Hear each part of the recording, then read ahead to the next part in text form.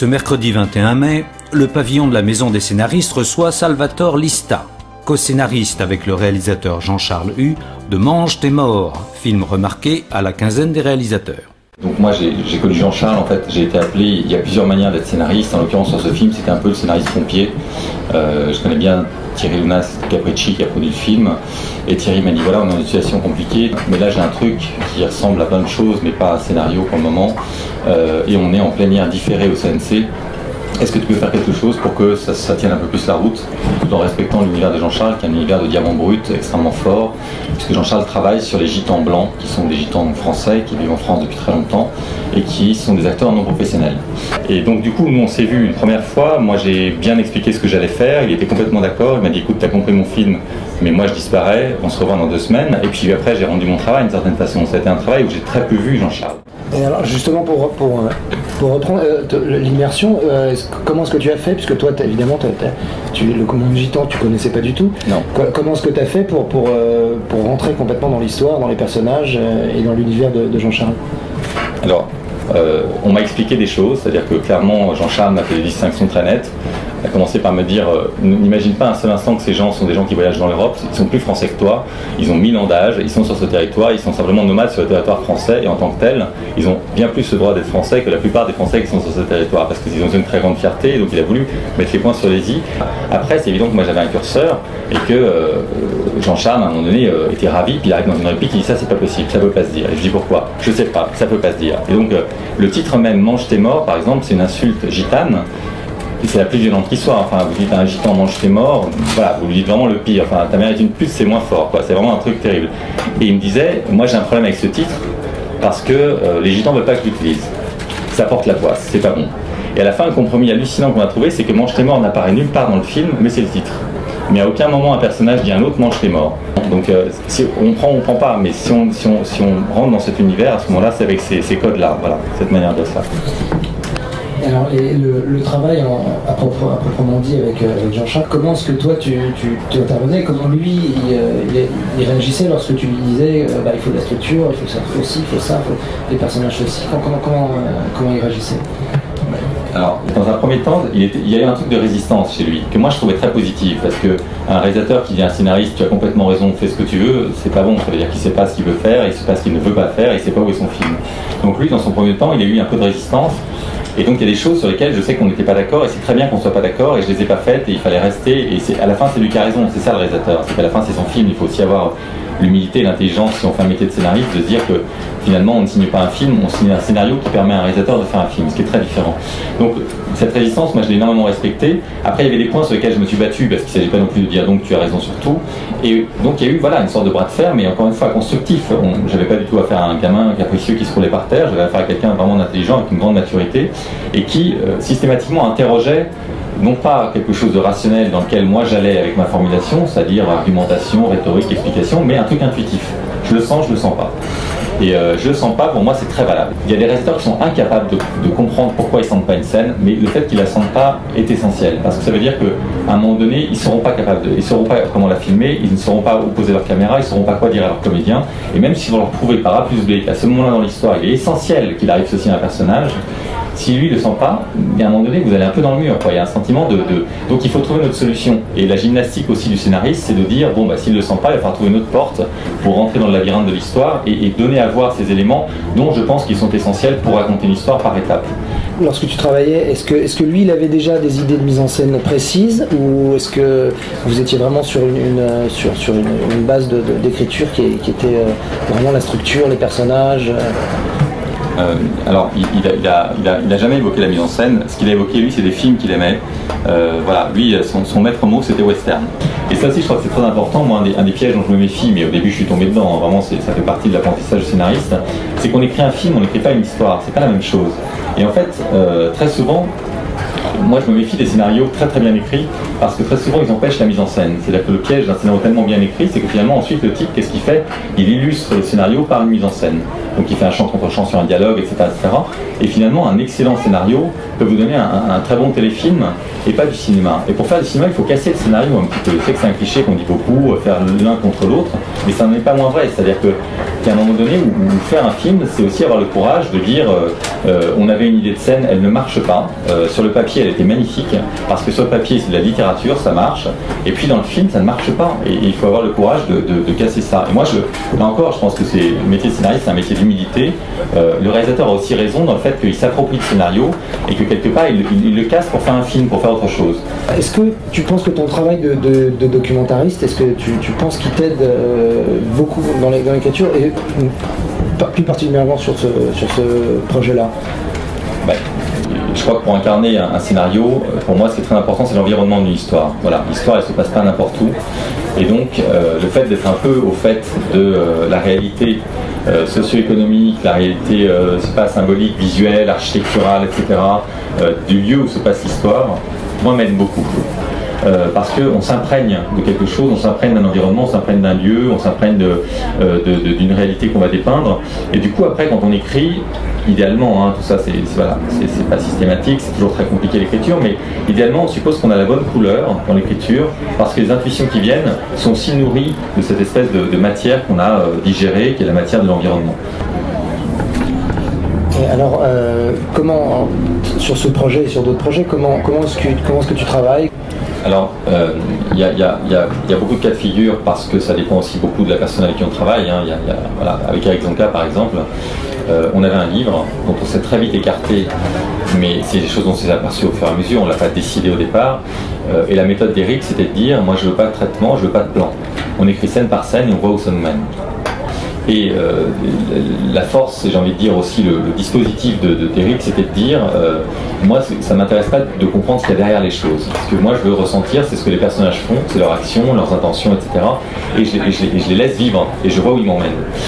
Alors, dans les méthodes, voilà, il y en a d'autres évidemment. Moi je sais qu'il arrive de passer par un synopsis, c'est aussi des questions de financement. Vous avez souvent dans un contrat des étapes, et donc en général le producteur vous rémunère à la signature, puis vous rémunère au rendu d'un traitement que vous avez 1 mois et demi pour faire. Moi je sais que là encore, je sais que le traitement est un grand piège, parce qu'un très bon traitement, paradoxalement, vous pouvez le faire que quand vous avez fini votre V1.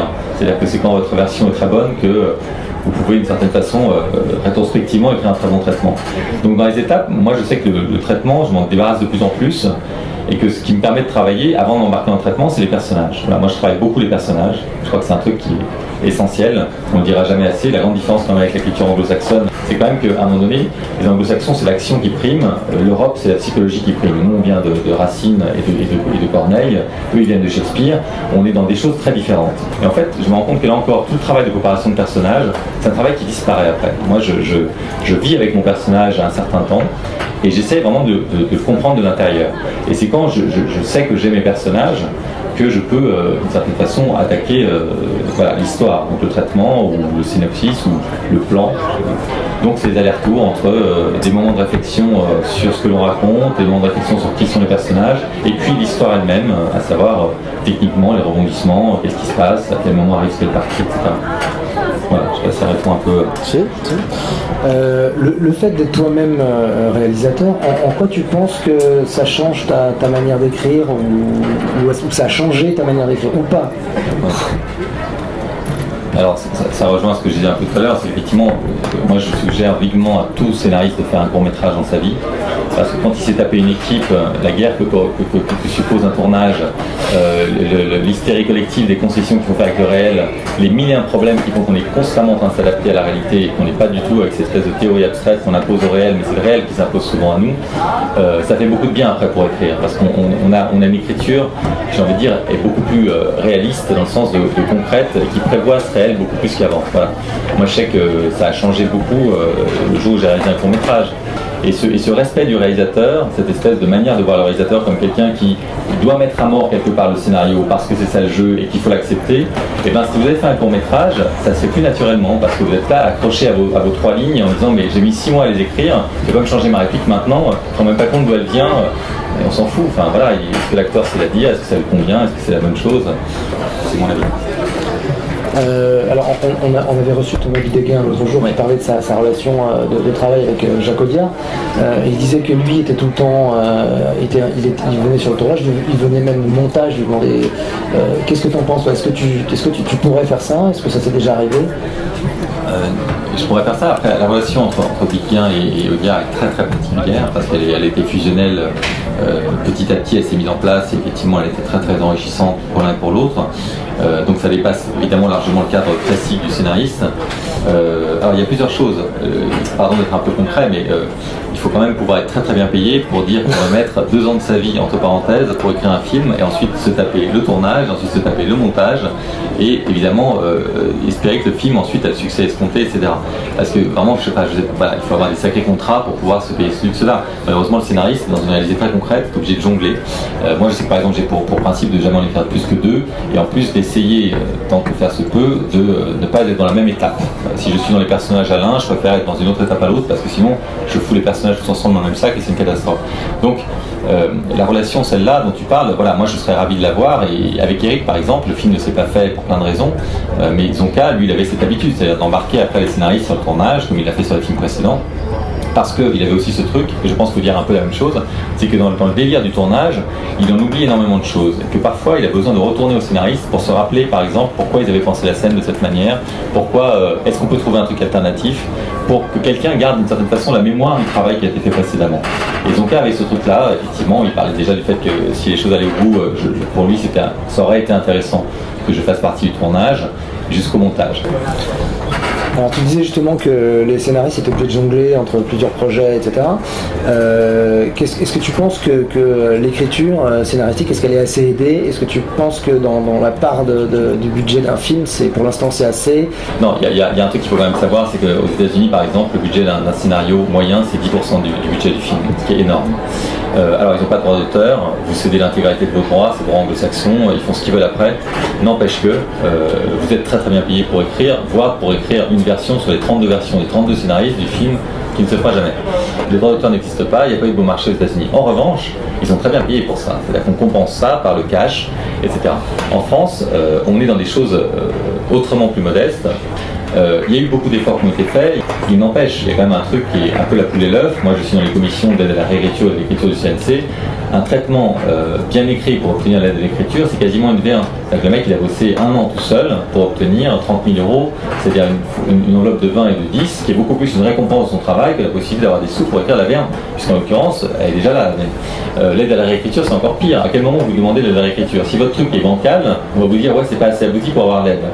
Si votre truc est déjà abouti, l'aide c'est quoi? C'est un prix alors, c'est une récompense. Voilà. Donc c'est compliqué. Moi je pense que l'argent en scénario c'est le temps de travail. Voilà. Je pense que si vous avez assez d'argent, vous pouvez prendre le temps de trouver les bonnes idées, vous pouvez prendre le temps d'éprouver les versions, vous pouvez le temps de tromper dans des voies de garage et revenir en arrière.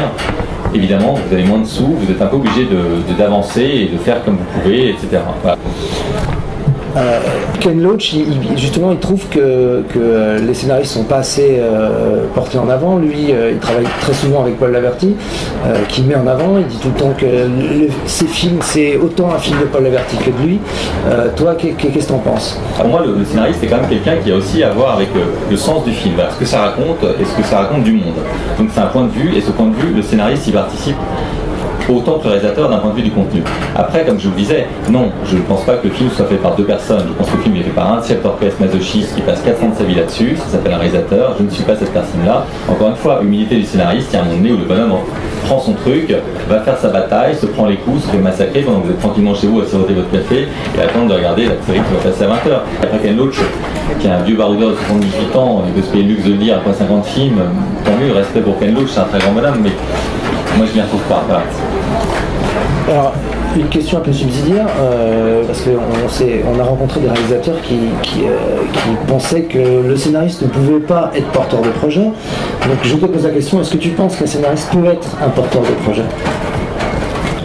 Il y a quand même un exemple récent, le film de Rebecca Sodowski, Grand Central, qui est lui proposé par une ancienne scénariste féministe qui a fait la même école qu'elle, je crois que c'est Gaëlle Massé, mais je ne vais pas dire de bêtises, qui vient vers Rebecca en disant j'ai adoré ton premier film Belle Épine que tu as écrit, qui est un film de fin d'études de la Fémis, avec Léa Seydoux, et je te propose un scénario sur une histoire d'amour dans le cadre d'une centrale nucléaire. Et elle arrive avec une V1. c'est ce qu'on m'a raconté, et il n'y a pas de honte à ça, et je trouve ça très bien, et finalement, il y a des scénaristes qui ont cette espèce d'idée, ce gars-là va faire un bon film avec cette histoire que j'ai eue. Mais là encore, on a toujours la même question. Le scénariste après est prêt à lâcher les choses et à accepter que la machine à broyer du réalisateur, dès l'écriture, remette en question des choses qu'éventuellement il a mis des mois à écrire dans son coin avec beaucoup de ferveur. Est-ce que tu penses que dans ce qui se passe justement sur l'exemple des séries anglo-saxonnes, est-ce que tu penses que aussi dans le cinéma, est-ce que le scénariste pourrait être coproducteur? Ouais, là on sort un truc vraiment compliqué. Enfin, là encore, c'est vraiment une question de culture. Les Américains, ils ont ce truc incroyable, c'est que vous découvrez dans les génériques que l'acteur peut être à la fois coproducteur, producteur exécutif. Ils ont ce truc multitâche où c'est tous des libres entrepreneurs parce qu'ils ont vraiment la culture de l'entreprise. Donc vous découvrez très facilement qu'un acteur très vite crée sa propre boîte de prod, qu'il devient minoritaire dans le truc. C'est très américain tout ça, c'est très anglo-saxon et même plus américain même qu'anglo-saxon. Voilà, en France, on en est très loin. J'ai jamais vu, à ma connaissance, un acteur qui est coproducteur d'un film, sauf des choses qui ont à voir avec un Depardieu qui sait qu'il prend des parts dans le film. Mais alors là, scénariste, c'est encore plus loin, quoi, parce que les sommes en jeu sont absolument ridicules. Et voilà, après, si vous me dites, vous écrivez un film à l'arrache, pas payé parce que vous avez les parts du film, parce que c'est une manière de rendre aux différents participants du film, d'une certaine manière, leur part d'investissement. Mais c'est vraiment un cas très exceptionnel. Moi, je vois très mal un scénariste dire je possède une partie du film. Le principe même du contrat de scénario, je vous rappelle, c'est quand même de céder ses droits. Donc, a priori, ça ne m'appartient plus. On fait ce qu'on veut. Chaleureux remerciements de la Maison des Scénaristes à Salvatore Lista pour ce partage d'expériences, paroles toujours enrichissantes car elles-mêmes forgées dans la pratique.